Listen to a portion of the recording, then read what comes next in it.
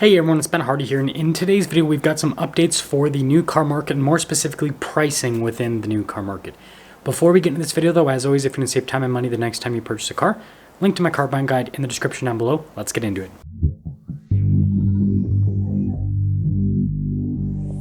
Kelley Blue Book just released a report talking about new car pricing this year, the price increases we've seen, and it compares those price increases to what we saw last year, and it's pretty interesting. So the big headline figure: new cars year over year have increased in price by 1.6%. This is the smallest price increase year over year that we have seen since prior to the pandemic. And just to give you guys an idea of how small this price increase is, when you looked at the year over year numbers last year, what you saw were increases of 10 to 12% year over year. So going from that to 1.6% is good news. And if you actually look at transaction prices year to date, they're actually down by 1.7%. So basically, we have seen a slight price increase year over year, but over the course of this year, right, we've seen this market of kind of like stagnation where prices have pretty much remained the same and kind of slightly gone down. And now that we've got over 6 months of data, it supports that trend that we've been talking about on the channel. With that being said, the market is not equal. When it comes to non-luxury cars, it is pretty split still, right? You've got the American automakers that have seen, kind of like the least amount of pricing power in this market, and that's why they've got the biggest incentives. I mean, look at Jeep, for example, that has a 155-day supply of inventory, whereas, with non-luxury foreign brands like Toyota and Honda, they still don't have inventory, they still have pricing power, but those brands have also not increased their prices nearly as much as, some of the domestic automakers. And so it's almost like, hey, if you didn't increase your prices a massive amount, then you'd still be selling cars in today's market. Now, on the luxury side of things, the price increases are still robust with new cars. The average, price for a luxury car is still over $63,000, almost $64,000. And so you basically have this market where luxury cars are being pulled up with their average transaction prices because the really expensive luxury cars, and I've talked about this on the channel, right? The really high-end ones are still selling really well, and people are still paying stupid amounts of money. I mean, a good example is look at the Mercedes brand. So if you look at like a base model Mercedes, like look at base model C-Class, right?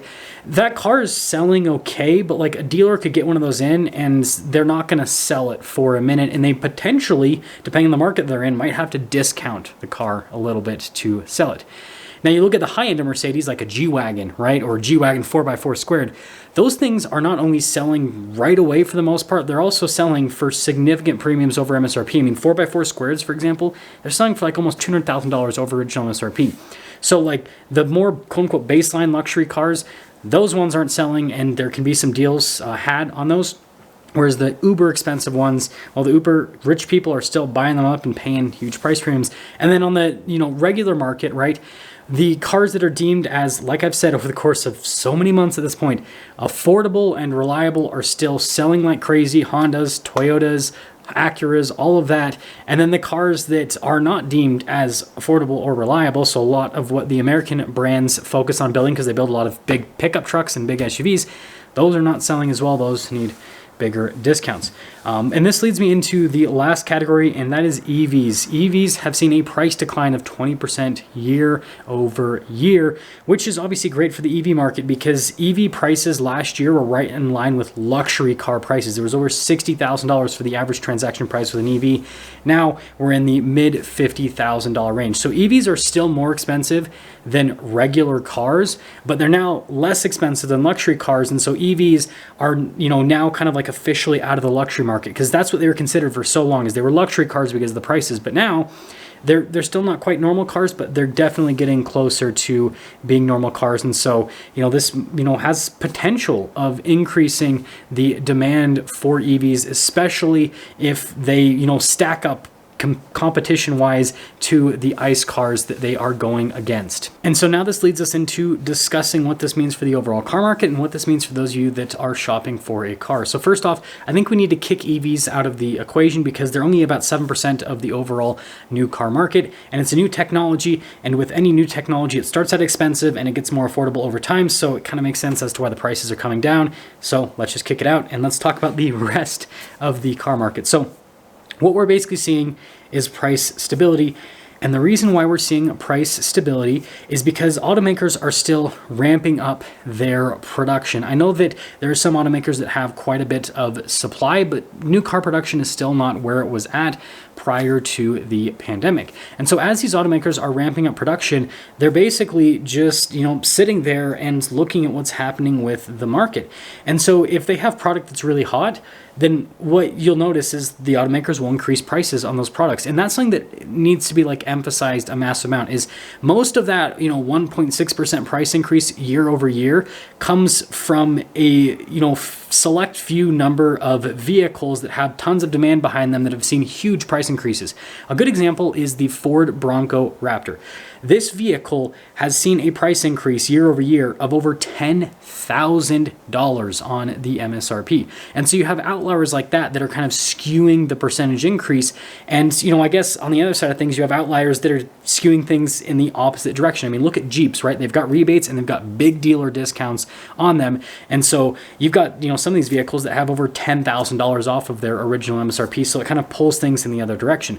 So although the headline figure basically states that it's only a 1% increase year over year, what you need to understand is that it's basically a situation where automakers are just looking at all of their different product, and if they feel like they have pricing power on their product because there's still demand, there's going to be price increases continuing into the future, and some of those price increases can be pretty large.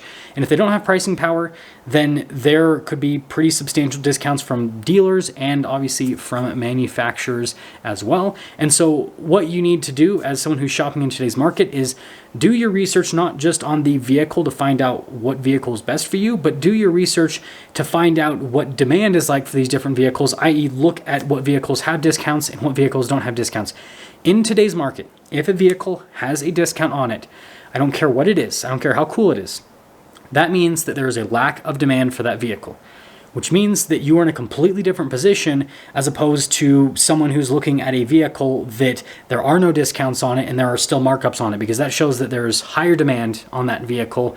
And so hopefully you guys kind of understand the point that I'm trying to get across here is if you do your research, then you'll know what situation the vehicle is in that you're looking into, and you'll know how much bargaining power you'll have, and you'll know what position you'll be in when you go into the dealership. If you have a vehicle that has a $4,000 rebate, then chances are the dealership is going to be more willing to work with you rather than a vehicle that has a $5,000 addendum over MSRP. Anyways, let me know what you guys think about this pricing situation with new cars. Do you think this is sustainable, or do you think that we're going to end up seeing some, bigger price declines towards the end of the year? I'll see you.